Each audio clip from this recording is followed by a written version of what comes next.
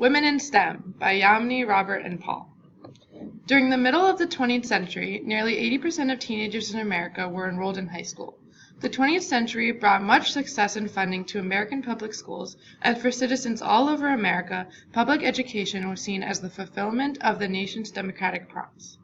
The education system in the United States shifted after World War II and began to adapt to the process of filtering and guiding children into specialized fields before college. This shift affected both the job market and people's perceptions on jobs. Gendered stereotypes began to move into new domains of the public education system, such as high school and college, and even carried on into the workforce. These stereotypes, along with social factors and perceptions, carry on into today's world and have led women to be majorly underrepresented in STEM fields. Though Title IX was passed in 1972, which made it illegal for schools to discriminate on the basis of gender, women still needed to make sure the law was enforced and that women's rights were actively sought out in education. There was a growing worldview that girls and boys did not do the same kinds of activities, and innately, boys were strong and active while girls were sweet and passive. As girls got to high school, they were often steered away from high-level courses in science and math. In 1970, less than 1% of all medical and law degrees that were awarded went to women. Historically prevalent stereotypes also fed into inequalities in education. There have been questions in society surrounding how traditional gender stereotypes influence students' confidence and also their perceptions of their own abilities. An argument made by Steele and colleagues says that because of the perception that boys do better than girls on standardized testing, girls tend to experience more anxiety during test taking, especially during math, which interferes with their performance. This could further relate to why women aren't as likely to pursue STEM careers. STEM stands for Science, Technology, Engineering, and Math, and is a quickly growing field in the United States. Now, time for some statistics. Out of all STEM workers, 76% are male, whereas only 24% are female. Though women comprise 20% of engineering school graduates, only 11% of them have careers as engineers. Furthermore, women's participation in science and engineering at the undergraduate level significantly differs by specific field of study. While women receive over half of bachelor's degrees awarded in biological sciences, they receive far fewer degrees in other STEM fields. In 2010, about 17.9% of computer science degrees went to women, 19.3% of engineering degrees, 39% of physical sciences degrees, and 43.1% of mathematics degrees. So why is it that there's such a disparity between the representation of women and men in STEM? Over the years, the argument of biological differences have often come up as a reason. Many people argue that there are more men in STEM because they're more suited for those fields and they are more capable of performing well. They also argue that the biology of men allow them to better perform things like mathematical reasoning, which may be true, but isn't necessarily a large factor. However, evidence supports the opposite. Boys and girls perform equally as well on math and science, especially in the early stages of education. Also, studies like this one done by Spelk say that males and females have equal abilities for math and science. The biological argument about inherent differences in genders is not relevant to this issue. The claims aren't supported well, and even though genders might have biological differences, it doesn't mean that they are the deciding factors. Rather than biological differences, women end up being less interested or capable in STEM because their environments don't shape them in the same ways as men. STEM fields are already generalized as male fields, so women may have less extensive STEM education compared to men. Guiding forces such as teachers or even one's parents can unconsciously use these gender stereotypes and corral young women into futures which don't involve STEM. Men are usually trained more in STEM-related abilities like math and science because society thinks of STEM as male.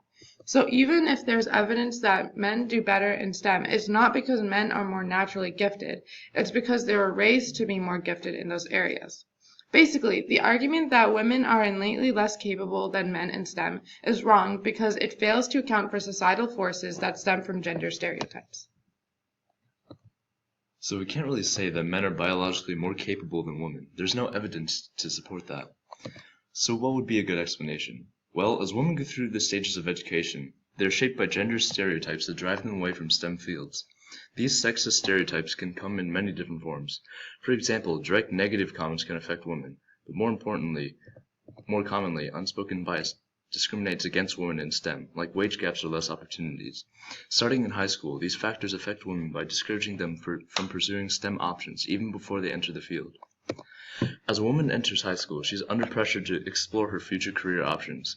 This is when such fields like STEM seem appealing, but it's also when students may start to rely on stereotypes. In a study conducted by Banchevsky, Westphal Park et al., a diverse variety of participants were more likely to consider women scientists with feminine appearances to not be scientists. Basically, they used the stereotype that women are less suited for STEM based on appearances only.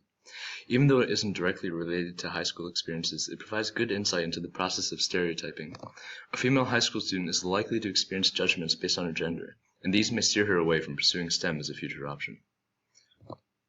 And even if high school students don't encounter such negative comments, the expectation that they will experience stereotypes is enough to push them away from STEM. There was a study conducted by Carolyn Schuster that explored the interest regarding STEM of female high school students. Around 17% had interest in computer science, while 76% had interest in psychology and education. These statistics also involve a concept they use called anticipated effect, which represents what people expect they would feel in certain scenarios. The results showed that female students were less likely to major in subjects in which they might expect to encounter negative stereotypes. Also, female students said that they were discouraged because of underrepresentation in certain STEM fields, which makes this woman in STEM problem feed into itself. Because of negative stereotypes, fewer women go into STEM careers, which means that there are less mentors and role models. Both this effect and anticipated effect ultimately result in potential students not committing to STEM because they see that STEM fields have more gender dichotomies, stereotypes, and less women representation. So let's say this hypothetical student foregoes these stereotypes and continues studying STEM in college. Based on statistics, she's less likely to succeed than men in the same field, or even women in different fields. Even though over half of college students are women, and more women than men under 25 earn bachelor's degrees, female participation and persistence in STEM is low. In Joy Gaston Gale's journal article, Attracting and Retaining Women in STEM, Gales completes a 4-year study of college students. The goal was to see how goals and choice major changed, and what affected that change. The study followed 4-year students who decide on a STEM major early on in their college careers. They used details on how often students visited with faculty, and how often they worked with advisors. Using Gales and Ampal's study, it is clear that the negative effects of things like not talking to teachers outside of class, or having lower test scores in GPA had a larger effect on women than in men. Essentially, the social environment didn't help women as much as it should have, and something needs to be done about this. This climate or institution doesn't push the right way to help everyone succeed, and that's an issue that needs to be solved. The climate doesn't only apply to college either. Based on a study from Food and Singh in 2011, 25% of women left their engineering career after the age of 30, compared to only 10% of men. Even after high school and college and their respective institutional forces, women who persist in STEM have even more challenges to overcome. Women and men earn around the same number of college degrees, but less than a quarter of PhDs in certain STEM fields like engineering and computer science go to women. According to a study by Glass, Sassler, Levitt, and Mitchell-Moore, women are also more likely to switch out of STEM or leave their jobs in favor of ones in different fields. The researchers also say that this trend almost entirely explains the difference in STEM retention of women versus other fields. This education stage is also when the representation of women gets smaller and smaller, so women who are still in STEM potentially encounter more isolation and negative stereotypes, which results in such low representation. But perhaps the most challenging part of the STEM field stems from post-education, when people are looking for jobs. The statistics already seem conclusive. In STEM, only 29% of tenured track jobs are held by women, and 19% of all professors are women. In the workforce, almost half of all workers are women, but only 24% of the STEM field. Why is this? Well, during the job search, gender stereotypes have more opportunities to come into play. In a book by Wolverton et al., several women leaders in STEM fields shared their experiences within the job search process and workplace. For instance, an example of bias occurred when a woman wasn't offered a job because a few male members said that they couldn't work well with her since she was a woman. Another woman talked about her thoughts on bias and said that women have to work harder to get noticed professionally. Women get overlooked for technical awards or consultation in hiring or just presenting a good idea. It's not a fixed glass ceiling, but more about subtle dismissiveness. Other forms of bias include wage gaps. On average, women in computer science are paid about 87% of their male counterparts, while in fields like engineering, the gap falls to 82%. Although a woman in STEM makes more money than a woman in other professions, there is still a clear wage gap. The wage gap between all men and women is a woman making on average 77% of what a man would make doing the same job. For women in STEM, there is still a wage gap, but it is closer, at around 86%. This higher wage and lower wage gap should motivate more women to go into STEM, but even with higher wages, STEM has underrepresentation of women. Another example of bias is when one of the women was denied a job at a lab because she was married. The director didn't like women who were married, and therefore might have children. This bias also related to an unfair disadvantage. Many women who go into STEM put off having children until they've finished their education, and this is usually around the same time as when women would focus on work that is required of a tenured position. At least 3 of the earliest female scientists who received their graduate degrees in their 20s and 30s were threatened with losing their jobs if they got married or started a family. Also, they were not allowed to go into certain labs when men were present, as women would be too much a distraction with their mere presence. In comparison, many jobs in other fields are not as intensive during these years, which is why many women switch out of the STEM field and into others. Thus, women are impeded by both bias and biological reasons when searching for a job in STEM. While most women encounter negative stereotypes during their education, women who continue through their STEM careers face more challenges, explaining the underrepresentation of women. So what can we do to fix this problem? Policies such as maternity leave or spousal accommodation try to fix some of the issues, but these aren't enough. Women should be encouraged and supported throughout their lives.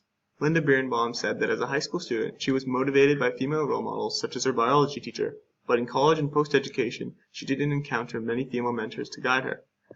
Therefore, the encouragement of STEM interest has to be implemented throughout the education system. There have to be women who are willing to tutor younger female students at the high school level, college level, and in the field. Otherwise, prospective female STEM students won't have anyone they can identify with, and therefore be discouraged from entering STEM. The lack of women in STEM has led to the funding and creation of programs and internships, and funds for any kind of project to get young women involved in the field. Mostly these programs are referred to as OSTs, also known as out-of-school time. Studies conclude that the best way to get young women involved is through 3 main ideas: engagement, capacity, and continuity. Without the constraints of specific school rules and timing, an OST allows for a more explorative and engaging environment.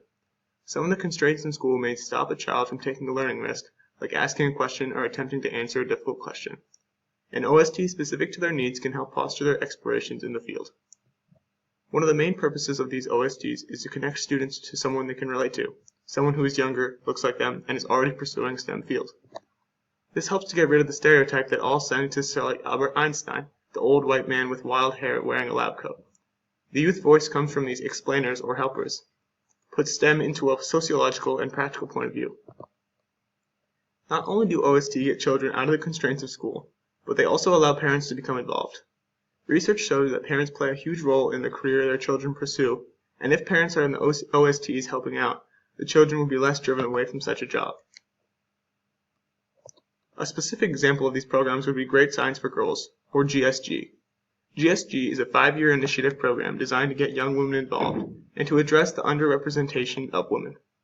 The program not only helped women get interested, but the educators themselves became more interested and aware of the stereotypes and gender biases. Over 90% of those surveyed in the program said that their interest in science increased as a result of their participation in GSG. Great Science for Girls is just one of many programs implemented to help young women in STEM. These are just a few examples of what has been done to expand interest for girls in STEM. With extra funds and more support, the expansion of out-of-school time programs could help change the inequality in any field. Coming from a string of expectations, perceptions, and gender bias, women have to go through much adversity to pursue fields dominated by men. Even things like better salaries and wages can't bring women into STEM, while gender bias and discouraging stereotypes still prevail. Although much has changed in the last century for women in STEM, there is still a long way to go for gender equality. Thanks for watching!